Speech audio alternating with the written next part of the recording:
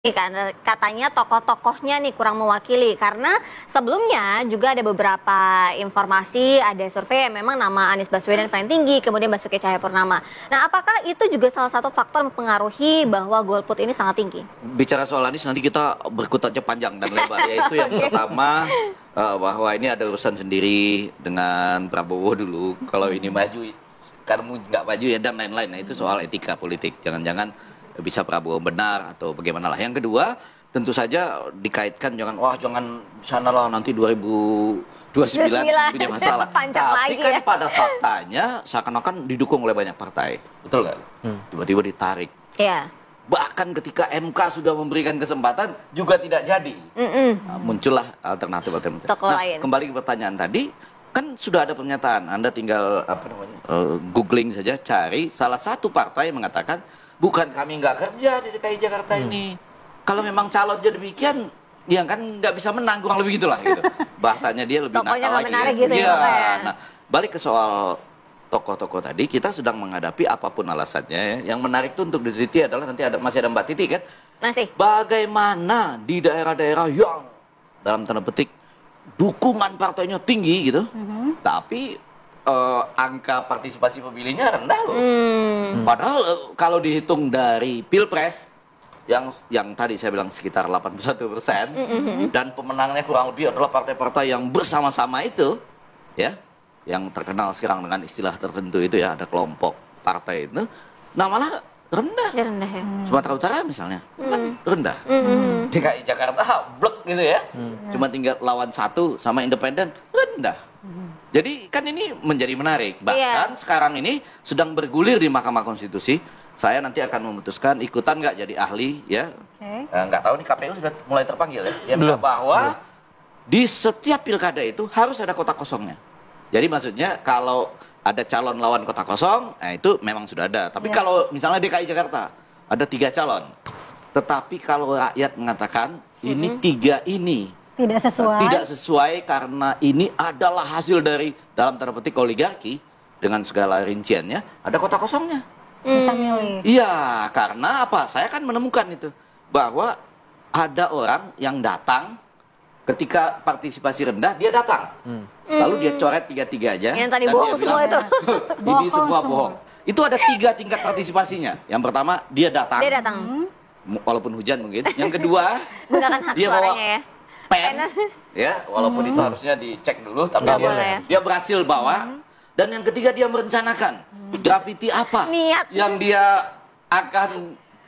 Nah, lebih baik kalau ada satu kotak kosong, ya, dia orang milih, datang tapi milih. Jadi dia tetap berpartisipasi tetapi memilih kotak kosong. Jadi mengurangi angka golput. Kalau saya ngomong kotak kosong, wajahnya agak sedih. Kita tanya ke Mbak Titi. KPU menginginkan partisipasi tinggi dan tidak mengarah ke kotak kosong gitu. Cuma kalau ini kan fakta. Kenapa nggak kita coba balik? Orang datang lalu bilang, oh ini bukan, ini hasil oligarki, hasil jual beli tiket untuk maju, hasil dari borong tiket, saya pilih yang kotak kosong aja. Untuk mengatakan silahkan dimunculkan calon lain pada tahun depan ya, kalau itu ya, kalau terjadi kotak kosong yang menang. September 2020. Kalau dari Bang Idam, kira-kira berarti kalau misalnya ada kemungkinan gitu Jakarta akan diberlakukan seperti itu, kalau misalnya memang kejadian seperti ini lagi gitu, tidak menarik dan lain sebagainya, dihadirkan juga, ditampilkan kayak Prof. Ege bilang, ada kotak kosongnya di situ. Lagi bergulir Wakil Kamal dan kawan-kawan nih yang. Sebenarnya yang dikemukakan oleh beliau itu sedang dalam proses persidangan di Mahkamah Konstitusi, judicial review ya, judicial review berkenaan dengan salah satu pasalnya itu pasal 54C ayat 2. Jadi memang pemohon memohon seperti yang disampaikan oleh beliau.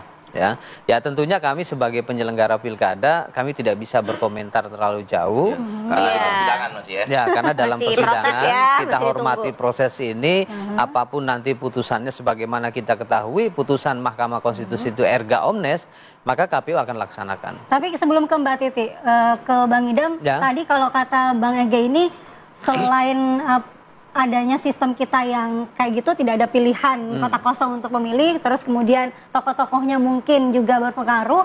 Apakah KPU sendiri sudah ada identifikasi di beberapa hari setelah pilkada ini? Apakah mungkin pendekatan ke masyarakat, sosialisasinya masih kurang mengenai atau bagaimana?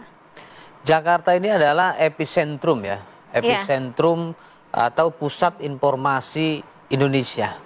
Dan hari ini pengguna smartphone di Jakarta mungkin bisa sampai 150%, Bang. Kan 200 kali.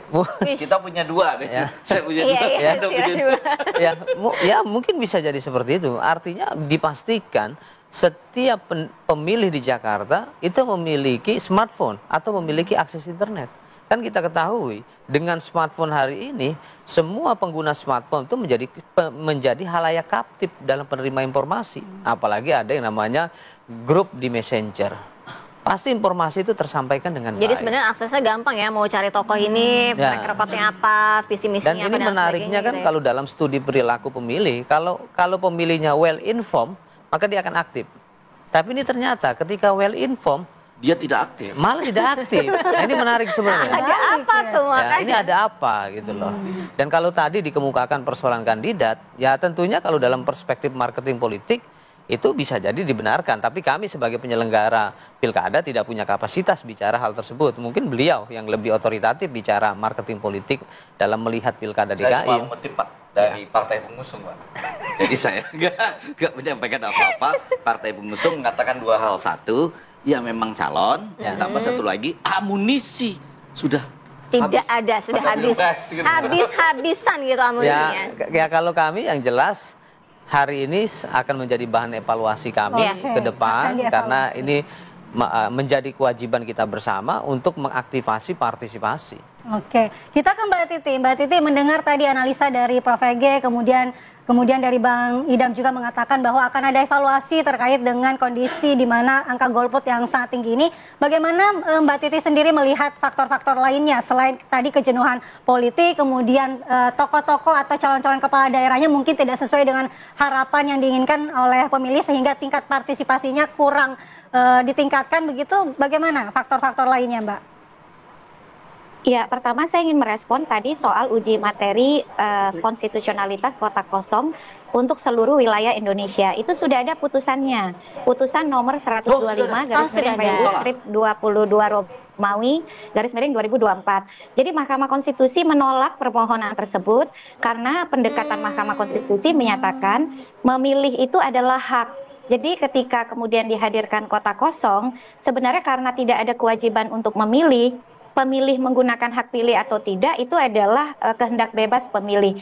Menurut saya Mahkamah Konstitusi salah memahami esensi permohonan Razif dan kawan-kawan soal meminta kota kosong di semua daerah.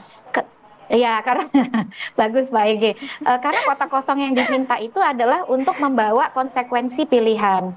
Kalau pemilih tidak datang ke TPS